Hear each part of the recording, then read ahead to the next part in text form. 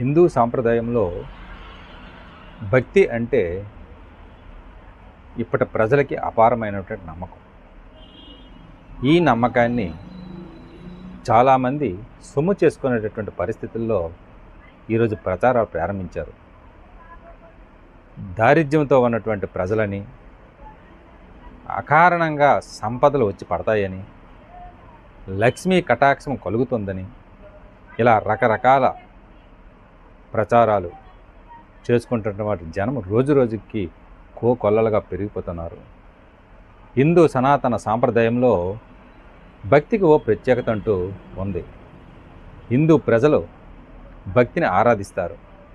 భక్తి కోసం, భగవంతుని పూజించడం కోసం ఎన్ని ప్రయాసలు పడైనా సరే, ఎంత ఖర్చు అయినా సరే పూజలు చేసుకొని ప్రజలు సంతృప్తిని పొందుతారు. దీన్ని ఆసరా చేసుకొని కొంతమంది వ్యక్తులు ప్రజల నుంచి సొమ్ముల్ని ఎలా గుంజుకోవాలనేటువంటి ఆలోచనలో నేడు తయారవుతున్నారు. దానికి సోషల్ మీడియాను ప్రత్యేకంగా ఏర్పాటు చేసుకొని అర్ధాంతరంగా లక్ష్మీ కటాక్షం కలుగుతుందని, ఈ మంత్రం చదివితే కోట్ల రూపాయలు మీ ఇంటికి చేరుతాయని, ఈ మంత్రం చదివితే మీకు ధనధాన్యాలు పుష్కలంగా లభిస్తాయని, రాత్రికి రాత్రి కోటీశ్వరులు అయిపోతారని ఒక ఆశాజనకమైనటువంటి పలుకులతో ప్రజలను మభ్యపెట్టే ప్రచారాలు సాగుతున్నాయి. ఇంకా ఈ మధ్యకాలంలో కొత్త తరహా ట్రెండ్ ఒకటైతే నడుస్తుంది.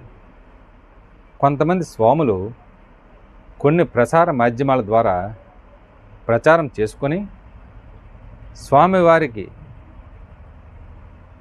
ఫోన్ల ద్వారా సంభాషిస్తే మీ సమస్య పరిష్కారం అవుతుందని కొంతమంది ఫోన్లు చేసి చెప్పడం, వాళ్ళ ప్రసార మాధ్యమాలలో వారి ఫోన్ నెంబర్లు ఇచ్చి ఈ నెంబర్కి కాల్ చేస్తే మీ సమస్య పరిష్కారం అవుతుందని చెప్పడం, ఇది ఇప్పుడు సోషల్ మీడియాలో జోరుగా సాగుతున్నటువంటి ప్రచారం. ఈ ప్రచారాన్ని ప్రజలు కొంతమంది నమ్మి వాళ్ళకు ఫోన్లు చేయడం మొదలుపెట్టారు. వాళ్ళకి ఫోన్ చేస్తే వాళ్ళు ఏమంటున్నారంటే, స్వామివారు చాలా బిజీగా ఉన్నారు, కలవడం అంటే చాలా కష్టం, మీరు ఫోన్లో మాట్లాడాలంటే ఒక 3,000 రూపాయలు, ఒక 5,000 రూపాయలు, ఒక 2,000 రూపాయలు ముందుగా ఫోన్పే చేస్తే స్వామివారు మీకు లైన్లోకి వస్తారు, మీ సమస్యను తక్షణమే పరిష్కరిస్తారనేటువంటి ఒక మెసేజ్ని అయితే ఈ మధ్యన చాలా ఎక్కువగా జరుగుతున్నాయి. ఇంతకీ స్వామితో మాట్లాడడానికి డబ్బులు ఎందుకు? అసలు ఈ వ్యవహారాన్ని సోషల్ మీడియాలో ప్రచారం ఎందుకు? ఇది ప్రజలపై చేస్తున్నటువంటి భక్తి మోసమా, లేకపోతే ప్రజలను నమ్మించే మోసమా? దీనిపై చాలా తీవ్రంగా ఆలోచించవలసినటువంటి పరిస్థితి. సోషల్ మీడియాలో ఆన్ చేస్తే చాలు, రీల్స్లో ఈ జ్యోతిష్వాణులు, ఈ నవగ్రహాలు మీకు చుట్టేస్తున్నాయి, మీ ఇంటికి నరదోషలు తగులుతున్నాయి, మీ ఇంటి చుట్టూ భూతాత్మ ప్రేతాత్మ తిరుగుతున్నాయి, వాటిని కట్టడి చేయాలంటే స్వామివారిని కలండి, ఈ కింద నెంబర్ని సంప్రదించండి, ఈ విధమైనటువంటి లేనిపోని ప్రచారాలు సాగుతున్నాయి. దీన్ని కొంతమంది ప్రజలు గుడ్డిగా నమ్ముతున్నారు. ఈ నమ్మి ఫోన్ చేస్తే కొంతమంది స్వాములు సూక్ష్మలో 300 రూపాయలు కూడా పెట్టినటువంటి దాఖలాలు ఉన్నాయి.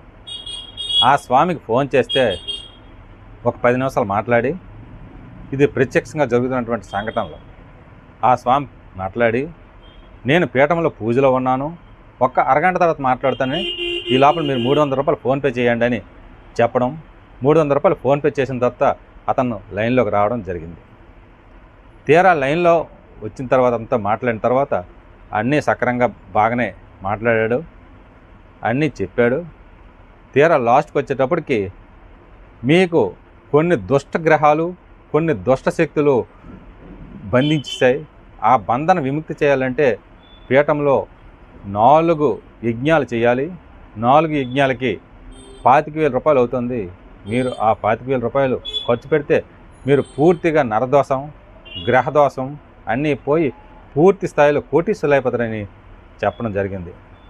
ఈ విధంగా ప్రజలను మభ్యపెట్టడం. తీరా చూస్తే వాళ్ళంటే చేసింది ఏమీ లేకపోవడం, ఆ పూజలు ఎప్పుడు చేస్తారో తెలీదు, ఆ యజ్ఞాలు ఎప్పుడు చేస్తారో తెలీదు, వాళ్ళు ఎక్కడ ఉంటారో తెలీదు. కేవలం ఫోన్ల సంభాషణల ద్వారా ప్రజలను టోకరా చేయడం అనేది ఇది భక్తిలో కొంత ముడుపులు స్వీకరించడం, భక్తిలో కొంతమంది స్వాహా చేయడం జరుగుతుంది. మనిషికి కష్టే ఫలే. మనిషికి ఎంత కష్టపడితే అంత సంపాదిస్తారు. మనిషి వాళ్ళ తెలివితేటలను బట్టి సంపాదన జరుగుతుంది. భగవంతుడు రాసే రాత ఏ జీవి తప్పించుకోలేరు. భగవంతుడు రాసేటటువంటి జీవితం ఎలా సాగాలో అలాగే సాగుతుంది. మధ్యలో ఇవన్నీ ఎందుకు? ప్రజలు వీటిని ఎప్పటికైనా ఆలోచించుకోవాలి.